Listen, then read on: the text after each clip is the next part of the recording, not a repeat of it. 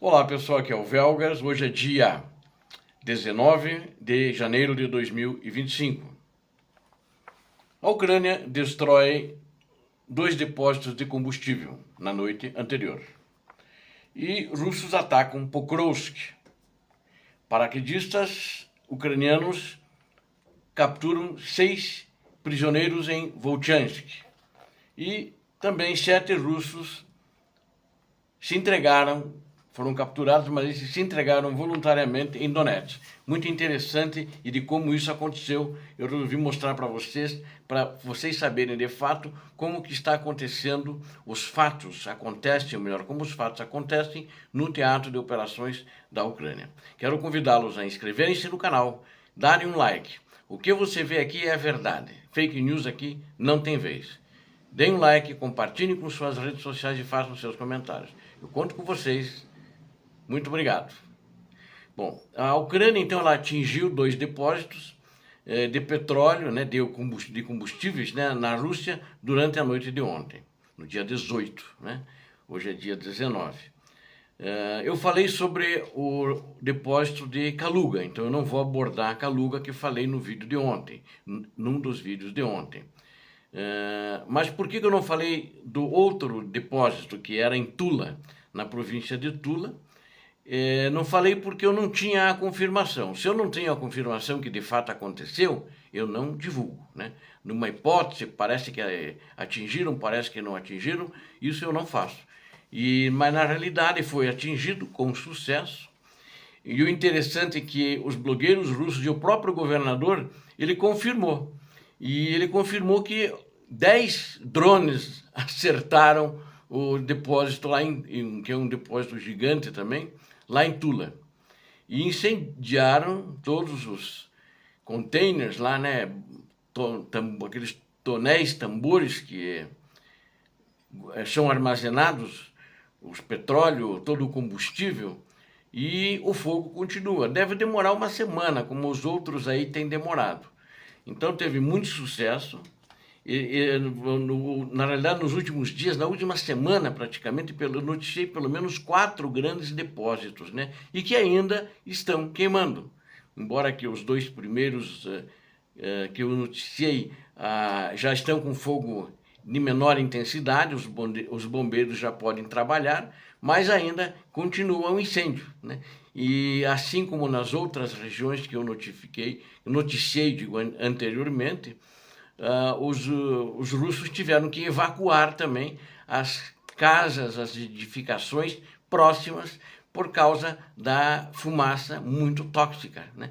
A quantidade de combustível muito grande, milhões de combustíveis ali, de toneladas de combustível armazenadas, de metros cúbicos de combustível armazenado, então isso leva a uma toxicidade muito maior. Então a população da área tem que ser evacuada, né? E isso tem acontecido, né? Esses ataques no meio a esse aumento de ataques de drones que a Ucrânia está fazendo contra a Rússia, né? E ela justamente quer prejudicar, e está tendo sucesso nisso, a indústria petrolífera da Rússia. E com isso barrando inclusive tanto a exportação externa, com sérios problemas na economia da Rússia, porque é o principal produto da Rússia, e também diminuindo a capacidade de fornecer, principalmente para as tropas russas no terreno, combustível para eles poderem se deslocar. E estes drones que foram operados pela inteligência militar da Ucrânia atingiram esse depósito da região de Tula, que fica no sul, numa região distante da fronteira da Ucrânia, 700 quilômetros ao sul de Moscou, né? E como só quero frisar de novo, 10 vezes esse ataque, as grandes explosões aconteceram por causa do choque, do impacto que produziram na hora da explosão e foram ouvidos a longa distância.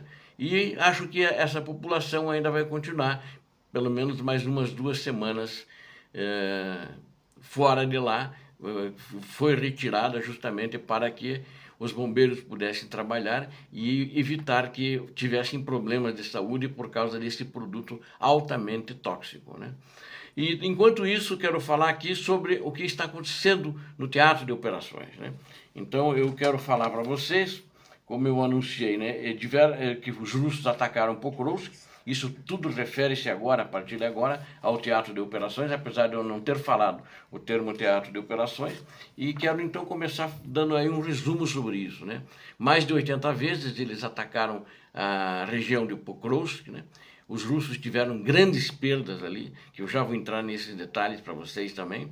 E desde o início do dia de ontem, dia 18 de janeiro de 2025, 176 confrontos entre as tropas russas e as tropas ucranianas. As tropas ucranianas na defesa e os russos, no geral, no ataque.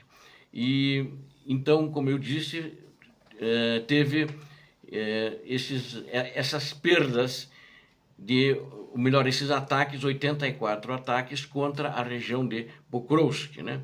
Também desde o início do dia teve todos esses ataques, em torno de 22 vilas e cidades que foram atacadas, né? É bastante, né? Então, mas assim mesmo há concentração em alguns locais, muito mais, onde os russos têm maior daí preponderância, mas eles têm sido repelidos, como foram repelidos ontem também. E ainda de acordo com dados, né, disponíveis até o momento que eu estou fazendo essa matéria, os russos tiveram 335 baixas ali nessa região de Pokrovsk. Ou seja, é uma quantidade muito grande, é uma quantidade que causa um prejuízo e uma preocupação. Eu não sei até quando os russos vão conseguir aguentar essa quantidade de baixas muito grande, né? E a maioria hoje das baixas, em torno de 800 a 1000, são justamente na região de Pokrovsk, embora que a região de Kursk está também muito intensa, muito movimentada. Mas Pokrovsk ontem parece que superou, né? Teve também bastantes ataques na região de Novopavlovsk, né? Novopavlovsk, perdão, e onde houve 17 ataques, naquela vila que eles querem tomar de Velika Novozilka, mas eu vou abordar no vídeo seguinte esse assunto. Assim como Chasiv-Yar, eu vou abordar também no vídeo seguinte, não vou falar agora. Foram destruídos na região de Pokrovsk 3 tanques de guerra, 5 veículos de transporte de tropas, né? E também os drones, nenhum drone na região ali contra as posições ucranianas passou, né? Todos foram abatidos antes pela defesa ucraniana, né? Então, perdas russas têm sido muito sensíveis ali e muito grandes, sem dúvida nenhuma. Mas, enquanto isso, os paraquedistas e guardas da fronteira, em posições na região de Kharkiv, e mais especificamente em Volchansk, que fica muito próximo da fronteira com a Rússia, eles capturaram 6 soldados russos. Já logo depois de um confronto, eles se entregaram.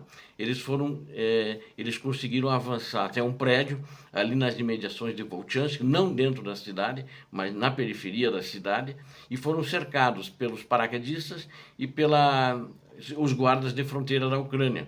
E aí eles acabaram tendo um forte combate, eles eram um grupo grande, eles foram eliminados, os 6 que não foram eliminados resolveram se entregar para salvar a sua vida, né? E assim que a Ucrânia atacou, limpou o prédio, né? E eles acabaram se entregando. Então, fato positivo também para a Ucrânia nisso aí, mas eles entregaram-se não voluntariamente, entregaram-se porque estavam cercados no prédio, não tinham alternativa e perderam a comunicação com a sua tropa principal. E a tropa principal que estava com eles no ataque ali, ela foi toda eliminada. Sobraram apenas esses 6 combatentes. E também em Donetsk, né, os combatentes da brigada número 79, paraquedistas também, das forças ucranianas, capturaram 7 militares do exército russo, perto da vila de Novopavlovka, né? Assim, Novopavlovka, ou seja, tem um V, o Novopavlovka, você lê como U, né? No alfabeto cirílico. Então é Novopavlovka. Eu vou deixar no comentário escrito o nome dessa vila direitinho para quem quiser vê-la no mapa, né? E fica na região oriental de Donetsk, próximo a Chasiv-Yar, Eles atacaram a posição dos soldados russos, os ucranianos, né? E cercaram a área onde eles estavam, mas eles não esboçaram resistência. Isso depois do ataque, os paraquedistas foram fazer uma limpeza na área, depois que os russos recuaram, e tinha algumas trincheiras ali que os russos estavam ocupando, e esses 7 ocupantes estavam justamente invasores e estavam nessas trincheiras. E eles, percebendo a aproximação dos paraquedistas em número maior, esses 7 soldados decidiram se render para sobreviver.